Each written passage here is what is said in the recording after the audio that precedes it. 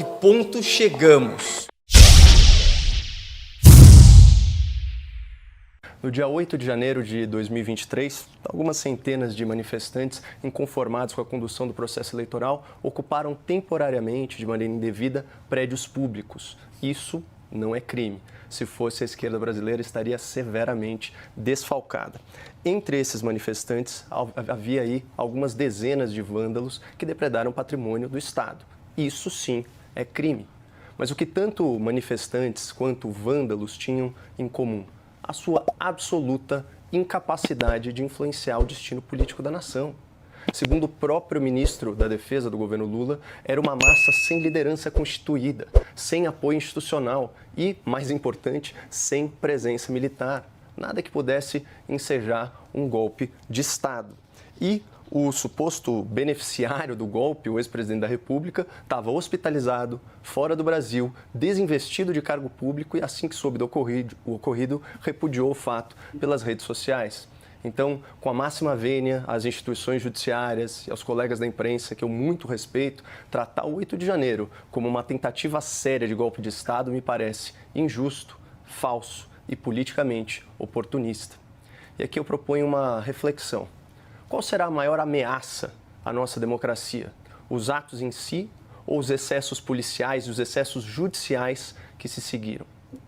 Bom, nesse primeiro aniversário do 8 de janeiro, eu faço questão de consignar toda a minha solidariedade às centenas de vítimas da politização da justiça no Brasil, especialmente a partir da instauração do inquérito 4781, aquele famigerado inquérito das fake news. O Supremo Tribunal Federal tem sido palco de graves violações a direitos e garantias fundamentais.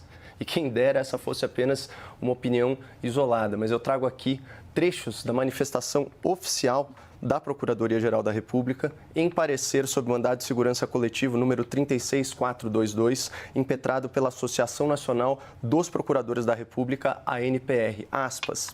Além de investigador e julgador, o ministro relator é vítima dos fatos investigados. Não há como imaginar situação mais comprometedora da imparcialidade e neutralidade dos julgadores. O que ocorre, portanto, é inédito. Fecha aspas. Em outras palavras, segundo a PGR, nunca antes na história desse país a lei foi interpretada e instrumentalizada dessa forma. E segue aqui a Procuradoria. Não se coadunam com o regime democrático e Estado de Direito as medidas cautelares que foram decretadas no curso do inquérito. Elas afrontam valores caros à democracia, como a liberdade de expressão. E exemplo do que ocorreu nesse referido inquérito, também a resposta policialesca ao 8 de janeiro se deu ao arrepio das garantias constitucionais.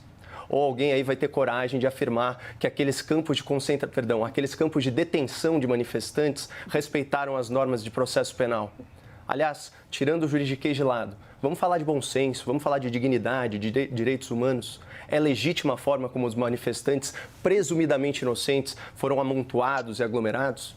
Existe na jurisprudência nacional algum outro exemplo de tantos cidadãos inocentes, tantos réus primários, trabalhadores, presos preventivamente por tanto tempo? Me respondam aí sem corar a face os defensores do autoritarismo. A justiça brasileira tratou com respeito as mulheres, as crianças, os idosos e os inocentes que estavam sob a sua custódia? E aquele caso do senhor Clériston Pereira da Cunha, doente crônico, estava sob tutela do Estado e que, apesar de inúmeros apelos, a autoridade não teve acesso aos cuidados médicos que ele necessitava e veio a falecer. E detalhe importante, hein? A vítima estava encarcerada há meses, sem julgamento, num país que sequer prende seus condenados em segunda instância. Portanto, sem relativizar a gravidade de eventuais crimes praticados no 8 de janeiro, eu faço questão de deixar registrado que, para mim, a maior ameaça à democracia não vem do cidadão que infringe a lei, mas do Estado que a atropela.